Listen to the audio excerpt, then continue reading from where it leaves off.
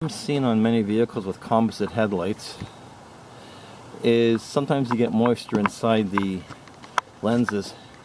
Now, a while ago I found this moisture problem, and I don't think I dried it out well enough because I just basically shook it out and let it sit for 10 minutes.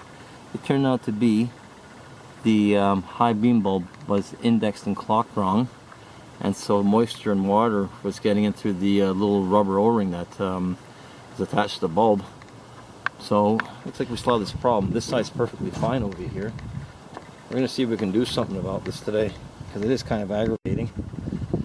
Some cars it's easier to remove headlights from, to pull up little plastic clips on them, and basically voila, out comes the light. Unfortunately, this is one of them. A lot of new cars, it's like you have to take apart half of the darn thing. Oh, nice.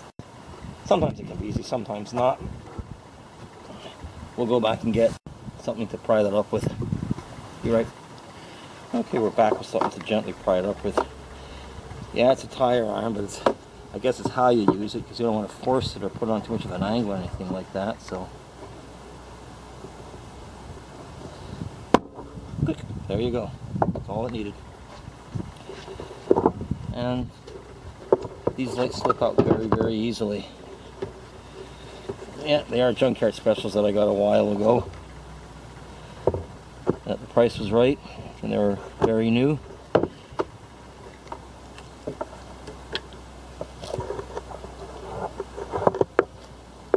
Just twist to remove the bulbs. Keep them from getting dirty or anything like that. I'll cover them up with plastic in case we start to have a bit of rain again while the lights are in the house.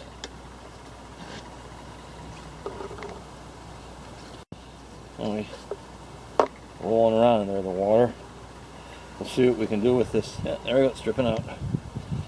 Alright, we'll be back once we get all set up in the house.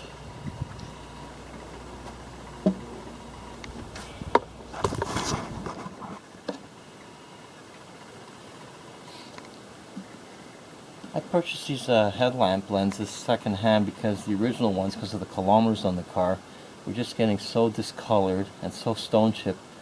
Even after polishing, they were just getting dull again after a few months. So first step of our process is we're going to take off the rubber gasket that goes around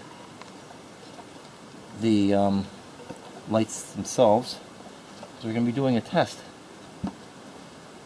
We have water problems. We're going to make it.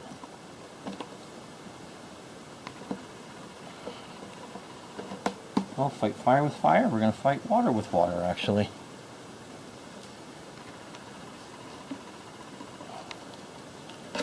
So what we are going to do is we're going to fill this thing right full of water, and we're going to watch along the seams over here and see where it's leaking from. And then we're going to dry it out properly afterwards with a heat gun. A little bit of patience. This is definitely not a job you can do in 5 minutes, so only start something like this if A, you don't have to use the car all day, and B, you don't have to use it in a couple of hours and it's going to be night. So let's see what will happen. Be right back.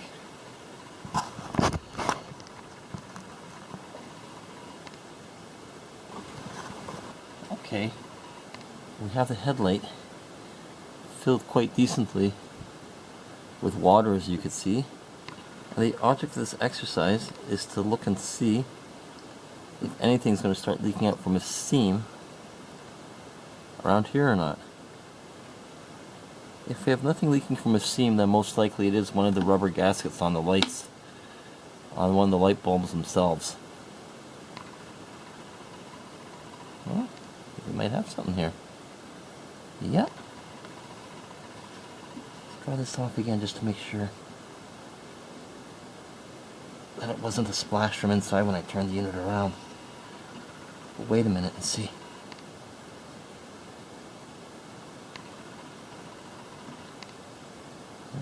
It's water.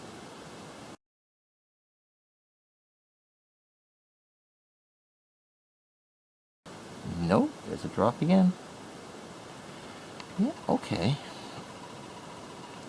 So perhaps we do have something over here. Let's wait again. We can catch it in the act. Yeah, there's a drop, just came right down. So it appears that we have one tiny hole, and it's just dripping, dripping, slowly spreading over there, if you can see it. Now that's on the bottom. Okay, how can water get into the bottom then? Very easy. You put the headlights on, air expands, it gets pushed out of the breather tube over here. Okay. It cools off, but there's also some water along the seam over here after you've been driving in the rain, so as it cools off, it can also get sucked back into the lens. So, we're going to do a repair on this now. And of course you always want to mark where you found your leak, but we're probably going to be re-gluing the whole seam of this thing over here.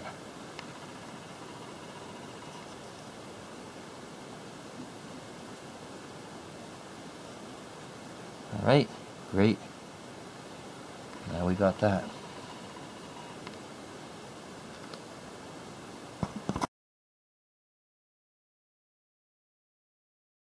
Okay, now this next step is going to take a bit of patience on my part. What you want to do is you're going to have to heat up the headlight to encourage the water to evaporate a lot quicker, because you can't let it sit for a day upon days to do so. You can already see it's already trying to start to evaporate. You can see the evaporation line starting there, but we're going to help it out a little bit. The way to do it I find best on these things is you want to heat it up so you won't have a chance of water condensing back onto any surface you're already doing, because you want to try to force the water out, obviously. So what we're going to do is we're going to start heating up the front of the lens very carefully on a low heat, because we don't want to start to burn the lens or anything, because these things can, well, melt lead, actually, these automotive type heat guns. And get this nice and hot. So they're going to try to force the moisture up and out, just to encourage it. They'll still need a couple of hours of drying on its time, but at least you won't have to wait a day, because we do need to use the car tomorrow morning. So away we go.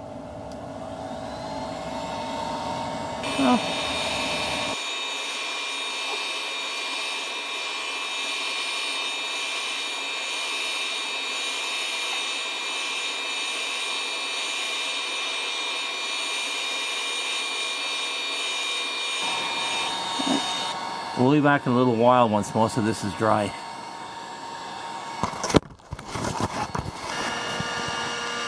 So you can see how the process is going over here. It's almost evaporated off of the lens itself. And you can see in the background how it's condensing on the cooler surface. So bit by bit we're going to be forcing that moisture out through the plugins for the headlights. See, we don't have drops condensing on the actual reflector surface down there. What a perfect setup. Cooking a headlight lens on an old cookie sheet. Beautiful. See, almost all off of the lenses already. But we got to work all the stuff out, otherwise it's just going to condense right back onto the front. Well, so far so good. About 5 minutes later, see how much more is evaporated out of there.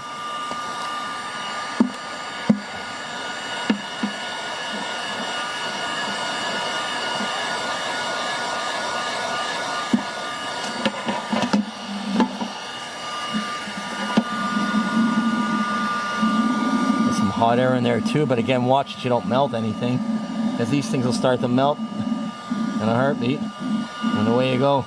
Then I'll be off to the junkyard for another new one.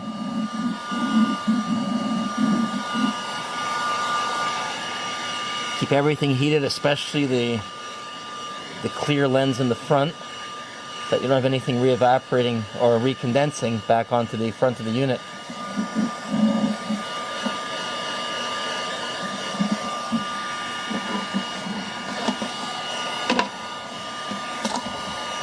Flip, flip, round and round we go.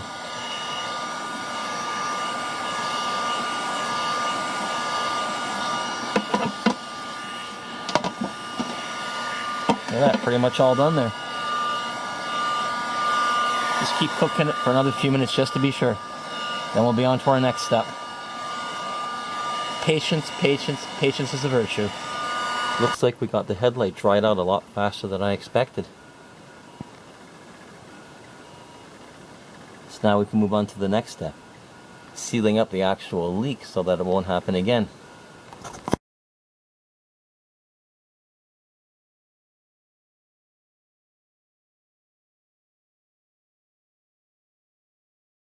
Doing now is to seal the seam between the reflector part of the headlight assembly and the clear lens part. This hopefully will help us from having any more leaks, which means we won't have to replace the headlight assembly once again. So if it saves a few dollars, we'll see what will happen. I made sure all the dirt and grit is out from in between where the seam is over here, and we're going to start applying our silicone glue now. On a thin little bead.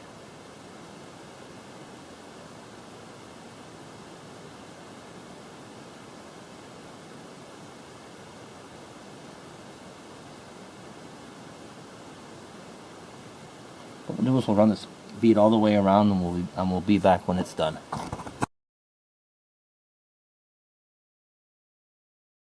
Done. We have the RTV, or room temperature vulcanizing silicone sealant, placed all around the seam. And hopefully this will take care of our little problem that we have. See a couple of spots I could touch up over there still just to be sure. But the leak was certainly coming from the bottom part, oddly enough. But carry on and see what happens. You can speed up the drying of this RTV a little bit by putting, again, low heat from a heat gun on, so at least you can get the rubber gasket on. But we're patient enough to wait for this stuff to set up. Well, the RTV silicone sealer is certainly set hard enough for us to put the rubber gasket back on, which we'll do. Then we can get the headlight back onto the car. Now there's a little bit of a race for time. It looks like it's going to start raining outside pretty soon, so I want to actually have everything buttoned up before give a chance of getting any moisture back in. I want to get the bulbs back on, get this whole thing put back in, all we're said and done with.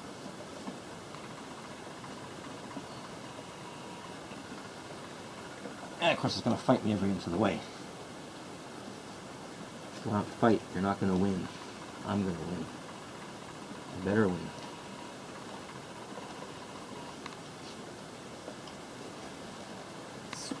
Stretch it over. Oh. That placed quickly. A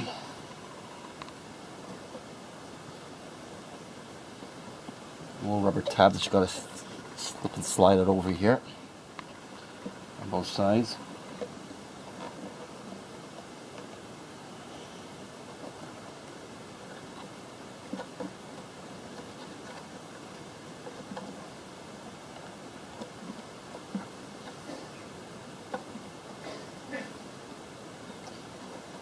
Kind of sort of goes on, it's just a little bit of a nub, not really a tab, but still fits over that. And this one over here on the side, on the back. Another small one.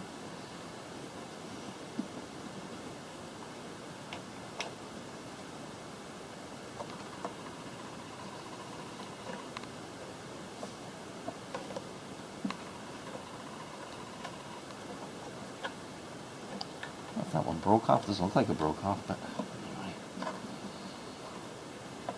There we go. Oh, that's it.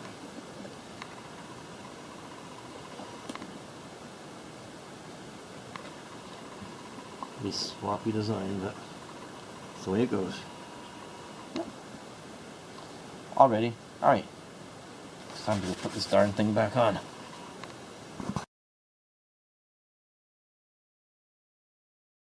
We reinstall the headlight assembly. You can tell when headlight filaments are starting to get a little bit weak because of the way the filament looks like it's getting a little bit deteriorated in there. You can see, versus the high beam, which is rarely used, which is really nicely wound still. I don't know how the camera's going to pick it up, but just to help with it. I will be changing bulbs pretty soon. It looks like. Got my helper here to help me with the camera. Lens back on, lights back into the lens assembly. Got to clock them in, find the proper clocking position for them.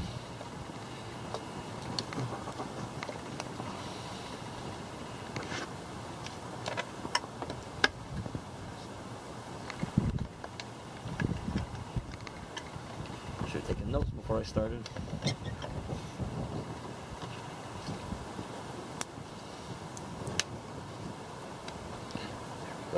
No, it's not in properly. That's the problem.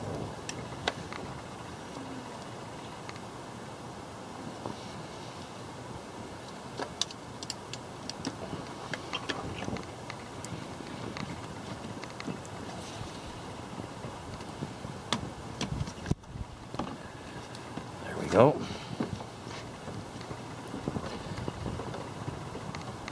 Make sure wires don't get pinched when we put them back in up against our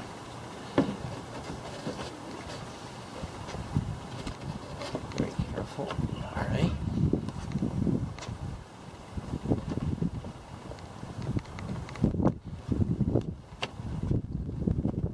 There we go.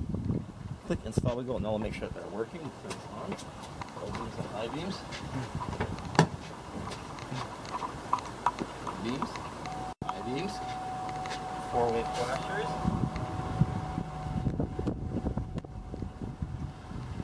Everything is working.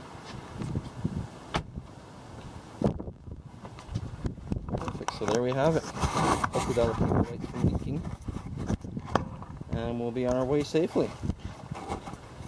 Shine on. Bye-bye.